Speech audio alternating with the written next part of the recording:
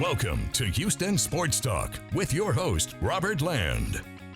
Thanks for checking into the best Houston sports podcast. And back for his weekly visit, our NFL and fantasy football expert, Andy Rioux, who's covered fantasy for nearly 20 years. And it's great to see you, Andy. And unfortunately, got a little news Tuesday that Dameon Pierce could miss up to 3 weeks with a high ankle sprain. Terrible news for Texans fans.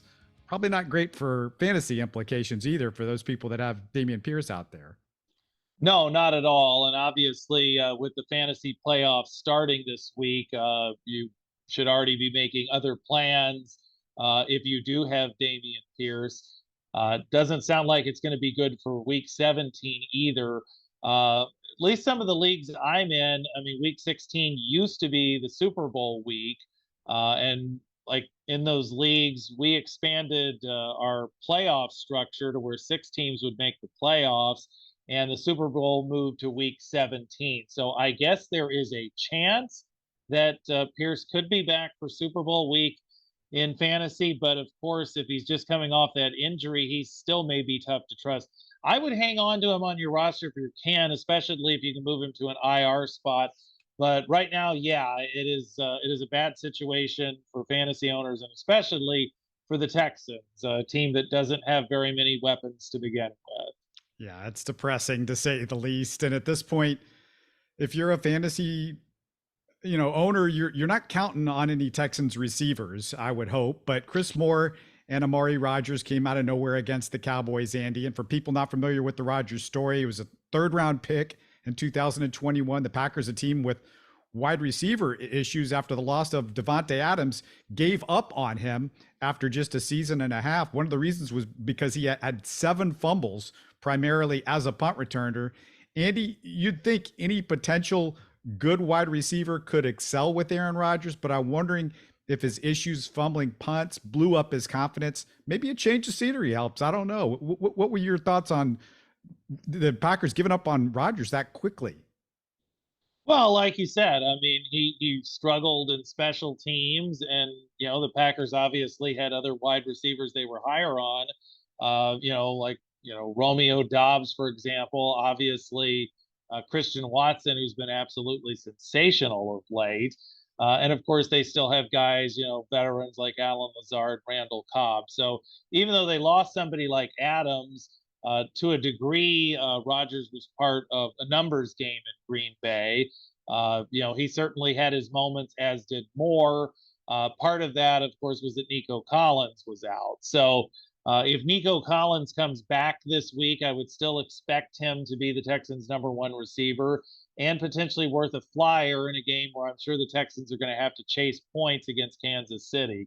If not, I would say Moore is probably a little bit better flyer than Rodgers, but I think a lot of the places where those guys should be in lineups are probably at daily fantasy sites. I would have a real hard time counting on either one of those guys here in the first week of the fantasy playoffs. All right, let's get to the Chiefs game because I want to get your thoughts on this. When the Texans' mostly inept offense gets worse, of course, without Dameon Pierce. They also released Eno Benjamin, re-signed Jared Dokes, who was on the roster earlier this year, the practice squad, not the regular roster. We're down to a backfield of Dare Ogunbowale, Rex Burkhead, and Jared Dokes. It's amazing the Chiefs are only favored by 14, but I guess, Andy, we scared Vegas after last week. I mean, it can't be our vaunted home field advantage, right? No, and with the Chiefs having gotten a scare from Denver last week, and with the Texans coming so close but yet so far away, I can't see this game being close. I think the Chiefs will cover that 14-point spread, especially with the backfield maybe being led again by Rex Burkhead. Outside of Kelsey, Juju, and Mahomes, do any other Kansas City players merit a fantasy look? Well, absolutely. The running backs do. Isaiah Pacheco is a rookie. He's been very impressive of late. And veteran Jerick McKinnon had a huge game against the Broncos. They have really formed a nice 1-2 punch for the Chiefs. And given the putrid state of the Texans defense, both guys should be in lineups this week. Beyond that, There's some talk Mecole Hartman could be back. They do have Marquez Valdez-Scantling and Kadarius Toney, who may be back this week as well. I think it would be no more than desperation flyers on those three guys. Hartman would be the best guy to play, but I think it's going to be pretty concentrated this week among the usual suspects for Kansas City. And I think all of them are probably going to do well in this matchup. Yeah, I don't know if I want to say much more about it. So let's just remind everybody to subscribe, comment, and like us on YouTube. It's the best way to support the show. Make sure to catch our live Texans-Chiefs postgame show with my co-host Sports Radio 610, Sean Bijani. Hopefully it's as exciting as it was this past week with the Cowboys game. And, you know, we'll have stuff to talk about, I'm sure. And we're also kind of, if you don't listen to us on a regular basis, I mean, we're just not talking about the game. We're talking about big picture. We are always talking about big picture with the Texans. So let's go, Andy, to the marquee matchup, starting with the Dolphins at the Bills. The Dolphins beat them at home back in September, 21-19. Just a reminder for everybody that forgot about that. Any major changes with where these two teams are? How do you see this one? Well, Miami has been struggling of late. I mean, Tua definitely had some accuracy issues Sunday night in the loss to the Los Angeles Chargers. And this is a Saturday night game, and it is going to be at Orchard Park, and there could be some snow, is what people are saying. So that's obviously not a good sign for Miami at all, because they were supposedly using heaters on the sideline in Los Angeles at 55 degrees, which this time of year, you don't see 55 degrees very often in Buffalo. So I would expect the Bills are going to get even for that earlier loss. Tyreek Hill's a little bit gimpy for Miami. So is Jeff Wilson Jr. at running back. So Raheem Mostert would be worth a start if Jeff Wilson can't go. But this could be a rougher night for Tua, which in hindsight would mean a rougher night for Jalen Waddle and Tyreek Hill. I mean, I would suspect Miami is still going to put up some points. I don't expect Buffalo to completely shut them down, but it may not be a ceiling week for the Dolphins offense. Stephon Diggs was actually slowed by the Jets this past week, so I would expect him to rebound. We really didn't see as much of James Cook as we thought we were going to see, so Devin Singletary still looks like a decent play in the backfield. The peripheral cast for Buffalo has been struggling of late, not as much from the likes of Gabe Davis. Dawson Knox did manage a touchdown this past week against New York, but he has had an off season.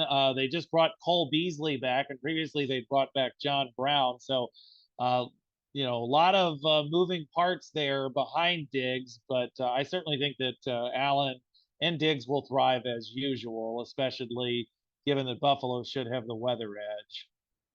All right, let's go to the Lions, who have won 5 of their last 6. They're at the Jets, and if they pull this off, oh my goodness, are they a playoff team? What's going on? Well, this is definitely a big game in the wild card race for both teams, respective to their relative conferences. And it's really kind of a fascinating matchup in many ways because the Lions have been doing so good offensively. Jamison Williams, the touted rookie from Alabama, got his first touchdown. They've been getting good play from DJ Chark. Of course, Amon-Ra St. Brown is great. Three-headed backfield, generally headed by Jamal Williams and DeAndre Swift, but Justin Jackson snuck in a touchdown last week. I mean, clearly the Lions have been doing well. Jared Goff seems to be cementing himself as their quarterback, at least for the immediate future. And, you know, there are times certainly Goff has been criticized, but if he's got a good supporting cast around him, he's certainly an acceptable quarterback, both in fantasy and reality. But this is certainly going to be potentially a tough week for him traveling to New York to take on that tough Jets defense. Donovan Bam Knight continues to look great for the Jets. Detroit has gotten better, but their defense is certainly not the 2000 Baltimore Ravens. So I would start guys like Donovan Knight and Garrett Wilson with confidence this week, the usual suspects. It's definitely an interesting game. I kind of like the Jets a little bit at home in this one. It's interesting because the Lions were one of those teams you would think would have been after a quarterback this draft just a few weeks ago, and with the Texans in that boat.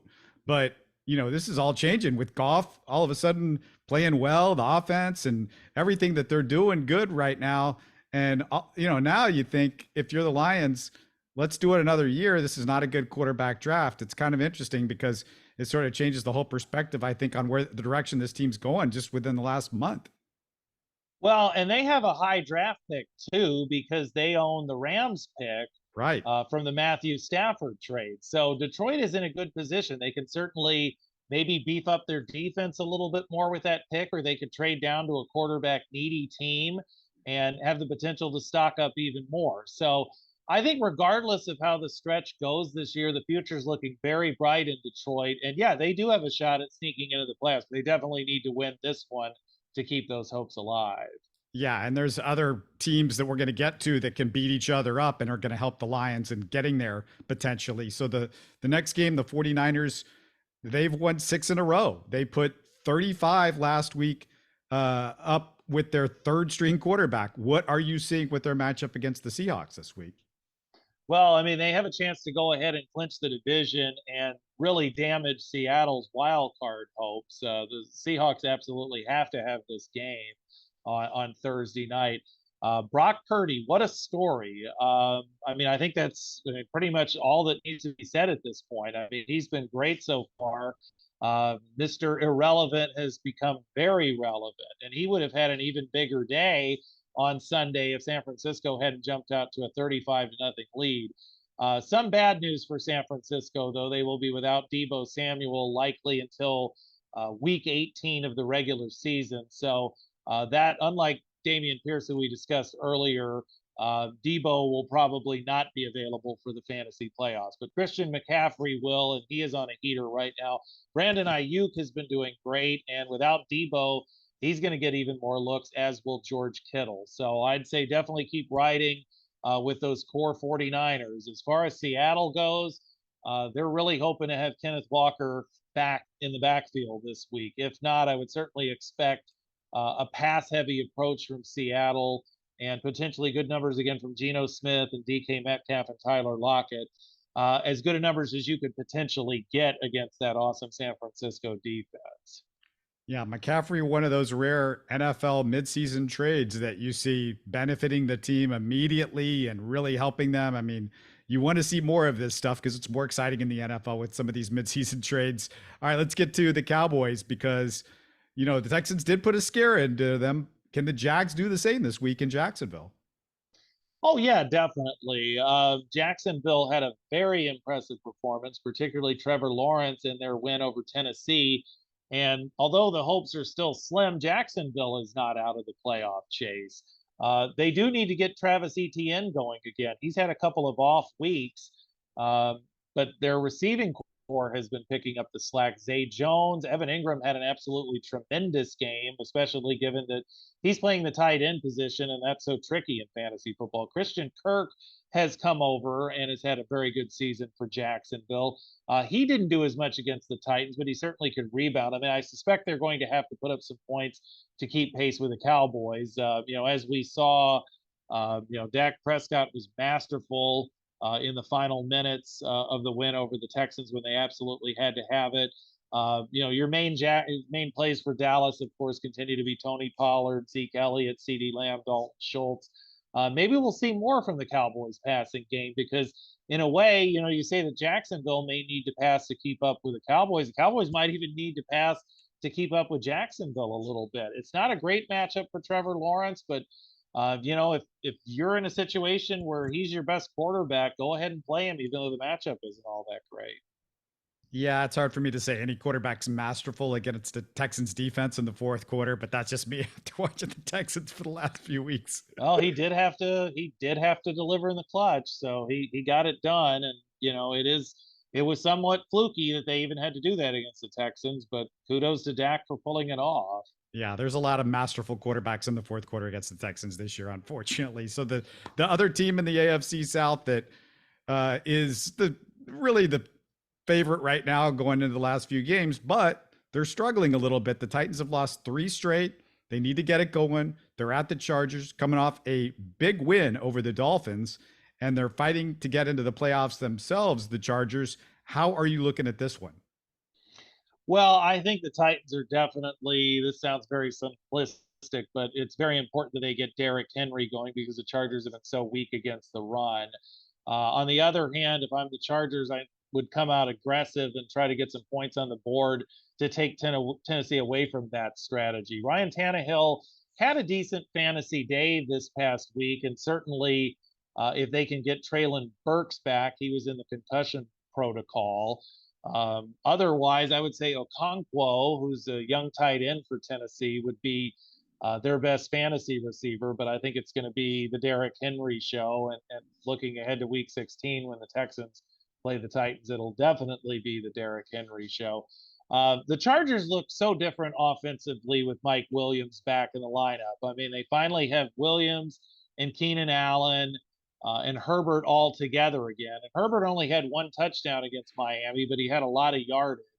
And combine them with Austin Eckler, the Chargers match up pretty well with Tennessee because Tennessee's strength is defending the run. And of course, Austin Eckler is a great running back, but he makes so many contributions as a receiver that I think it's going to be a pretty big day for Herbert and those receivers and Eckler in the passing game. All right, well, the next game we're going to get to, the Bengals, the red hot Bengals have won 5 in a row, and they're at the baffling Buccaneers. And for the Bucs, Andy, it's good to be in the AFC South, isn't it? Because they are not that great. That's the only thing that's saving them. And just think that New Orleans and the Rams blew 2 late leads against Tampa Bay, or things would look even worse for the Buccaneers. Part of me keeps thinking that Tampa Bay is going to wake up and right the ship, but at this point in the season, that may not happen. Cincinnati has just been really good of late. They are going to be without Tyler Boyd this week, their third receiver. Fantasy owners are hoping to see more from T. Higgins. That was kind of a little bit of controversy that he was supposed to play, but then he basically didn't play. Joe Mixon, Samaje Perine, both looking strong on the ground still for Cincinnati. Definitely hard to start Perine, though, with Mixon back healthy. And, of course, Joe Burrow, Jamar Chase, what a duo. As far as Tampa Bay goes, I mean, continuing frustration there. Mike Evans and Tom Brady haven't seemed in sync. And when they finally were in sync, they had a long touchdown pass called back by penalty. Right now, Chris Godwin is one of the steadier Tampa Bay options. You could look at Rachaad White and Leonard Fournette as flex plays in this one. But given how the season's gone, if you have another quarterback who has more potential than Tom Brady, sounds strange to sit the GOAT, but it might be best to sit the GOAT right now. Yeah, I'm not crying any tears over the Tom Brady demise this year. Let's close out with the Giants at the Commanders.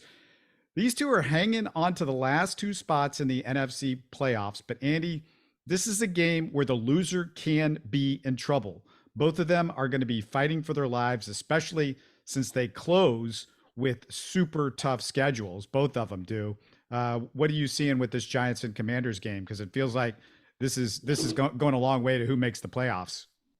Yes, it very much feels like a playoff game. And of course, these two teams back in week 13 tied.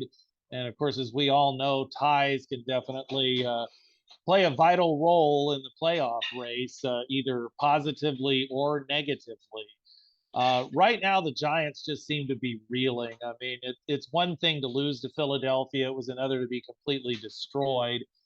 Teams have totally been shutting Saquon Barkley down. And while Daniel Jones overall has been better this season, they just don't have a ton of weapons in the passing game. And if Barkley is shut down, then it's real trouble for the Giants.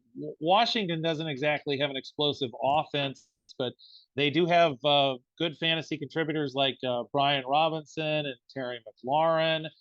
And Taylor Heineke, he's not really been a fantasy asset, but he just gets the job done. They've been winning with him. And I think the defense probably will carry Washington to another win here. They're at home. Not that they have the home field advantage that they used to have, but they come off a bye week and just a little bit better momentum right now for the Commanders. I don't know how much I've heard about the Coach of the Year candidates, but should Ron Rivera be among those guys? It feels like he squeezes as much out of this team as you can possibly squeeze out of it. Yeah, I definitely think Ron Rivera should be a Coach of the Year candidate. I mean, nobody thought Washington was going to be in the playoff race, let alone have a pretty good shot at qualifying for a wild card.